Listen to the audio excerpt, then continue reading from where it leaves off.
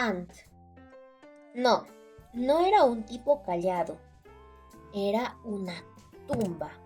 Creo que prefiero utilizar otra metáfora porque la palabra tumba me remite directamente a la muerte, y muerte a fantasma, y fantasma a oscuridad, oscuridad a cementerio, y cementerio a tumba, y aquí sí que llegamos a un escollo. H hablaba muy poco, pero reía mucho, y creo que eso me bastaba para guardar un cariño especial por él. Pienso que me sentía atraída por H, y con eso no me refiero a que me derretía de amor por él, sino que llamaba mucho mi atención su manera de hablar y su manera de no hablar. A veces pensaba que había un viejo guardado dentro de una cáscara de niño. Incluso llegué a imaginar que era un enano, pero evidentemente era demasiado alto para serlo. Bueno, quizás no era tan alto, pero debía alcanzar al menos 20 centímetros más arriba que yo. ¿Y yo? Pues debo decir que tenía un tamaño bastante compacto y manejable. Me refiero a que todo me quedaba muy a la mano. Efraín, un antipático compañero de la escuela, solía decir que mi cara estaba relativamente cerca de mi ombligo, mi cuello muy próximo a mis rodillas, mis orejas al suelo. No lo puedo negar.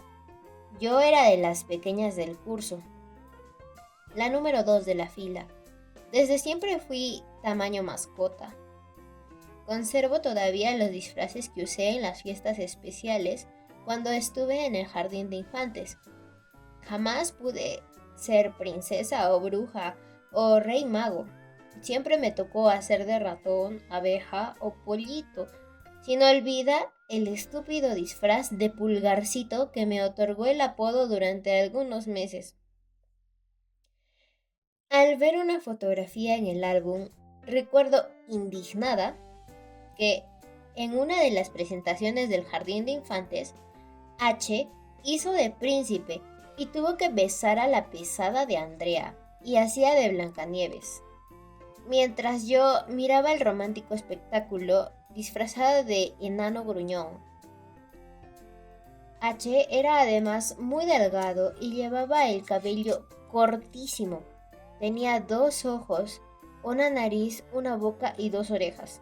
Con esto quiero decir que era bastante normal. Sin embargo, Andrea, Carolina y Claudia, las detestables, pensaban que era el mejor exponente masculino de la historia de la primaria del Instituto San Isidro. Para mí, él era H y punto, mi amigo silencioso. El camino a la escuela y el obligatorio compartir del aula de clases nos convirtieron en buenos amigos. Lo que en un inicio fue un intercambio de saludos, de a poco fue transformándose en palabras, en gestos comunes y en mucha risa. Sin darme cuenta, un día cualquiera yo había olvidado que H era un insoportable niño y lo había adoptado como mi amigo. Siempre llamó mi atención su manera de expresarse, y es que lo hacía utilizando palabras muy poco conocidas para mí. Recuerdo que una vez, mientras hacíamos una tarea en casa, me dijo: Ant, me gusta mucho que tu madre sea tan desprendida. Al escuchar esta frase, yo creí que mi mamá se estaba desprendiendo en pedazos como una pared. Pensé que caminaba torpemente y que daba la impresión de que caería en cualquier momento. Creí incluso que su blusa se había descosido y que se le notaba la ropa interior. Imaginé que H se refería a que mi mamá le parecía muy despistada. En fin, no supe qué decir.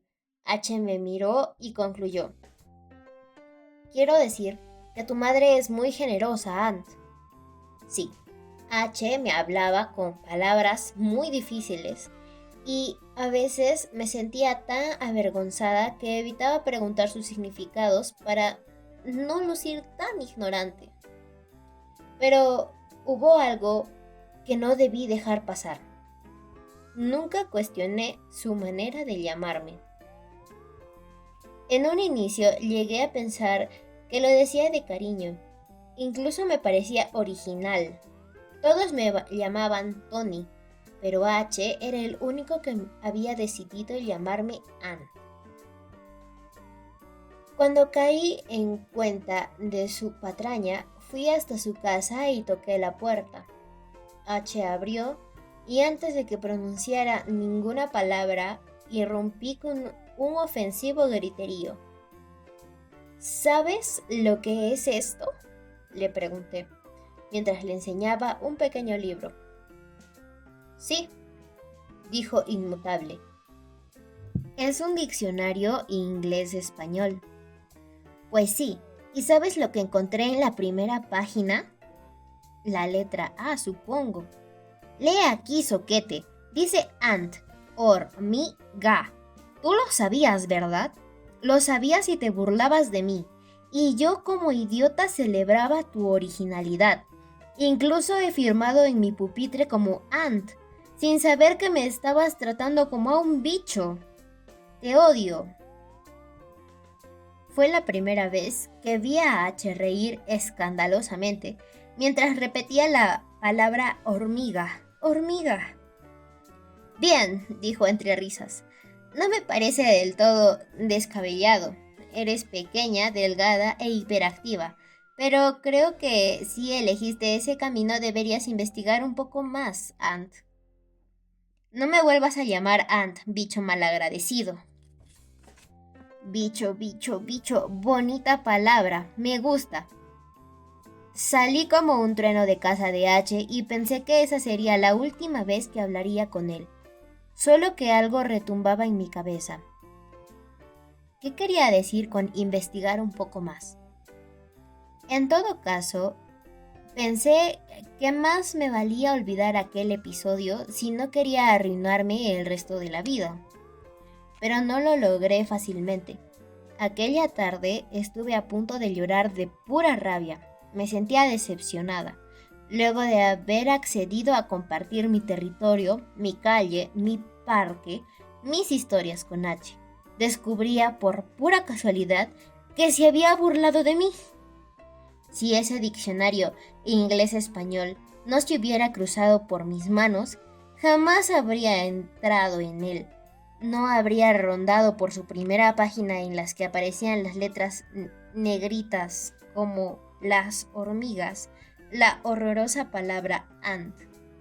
Por un instante me provocó destruir, quemar, eliminar el diccionario y echar todo al olvido, pero no podía. Lo uno, porque el diccionario era de mi papá. Y lo otro, porque aún recordaba la risita burlona de mi vecino, al que ya ni siquiera quería nombrar. Los días pasaron sin que H y yo volviéramos a hablarnos. Si de casualidad nos encontrábamos en la misma acera rumbo a la escuela, hacíamos como si fuéramos dos desconocidos. Jamás se lo dije, pero aún con la rabia lo extrañaba. El diccionario. Poco tiempo después, H llegó hasta mi casa. Abrí la puerta dispuesta a proferirle todos los insultos que alfabéticamente tenía guardados en mi memoria, desde asno, baboso y canalla hasta zopenco. Y antes de que lograra hacerlo, me dijo, ¿sabes lo que es esto, Ant? Y levantó con su mano derecha un libro grande de pasta dura y con al menos 7 millones de páginas. Está bien, exagero. Quizás no eran más de 800. ¿Crees que soy tonta?, le contesté con mi infalible risa irónica. Es un diccionario. Te lo dejo. Adentro hay algo que puede interesarte. Se acercó, me entregó el diccionario y se fue, tan tranquilo e indiferente como siempre. No lo haré, no lo haré y no lo haré, pensé, mientras daba vueltas alrededor del jardín. No abriré este diccionario, no lo haré. Transcurrieron 5 minutos y para entonces ya tenía la certeza de que me daría por vencida. La curiosidad me había derrotado. Tomé el grueso libro y sentí que traía algo en su interior que separaba sus páginas. De inmediato, mi corazón se aceleró y pensé que H había introducido en el libro una carta para mí. La imaginé en un papel blanco, impecable, perfumado, con perfecta caligrafía en tinta azul. Cerré mis ojos y pretendí imaginar lo que H hubiera escrito para mí. Por favor, perdóname, María Antonia. Quiero pedirte, suplicarte, si es necesario, implorarte que vuelvas a ser mi amiga. Te extraño, te necesito, te admiro. Eres la mejor amiga que jamás había tenido. Por favor, devuélveme la alegría de tu amistad. Tu arrepentido vecino H. La idea de que el elemento que estuviera separando las páginas del diccionario fuera una carta se desvaneció en mi mente. H tenía una letra fatal y era un chico de muy pocas palabras, por lo tanto sería muy malo a la hora de escribir. Entonces, otra idea surgió en mí. Quizás aquello que escondía entre las páginas era una rosa roja. Esa escena la había visto en numerosas telenovelas, una rosa aplastada que hacía suspirar a quien la encontraba. De inmediato me imaginé entre pétalos rojos, aceptando con cierto aire de seriedad las disculpas de arrepentimiento y adolorido corazón de H. Llegué a pensar que de encontrar la rosa la conservaría junto a mí por el resto de mis días. Dormiría con ella bajo mi almohada y aspiraría su delicioso aroma hasta cuando comenzara a despedir el espantoso olor a aliento de perro que arrojan las flores secas.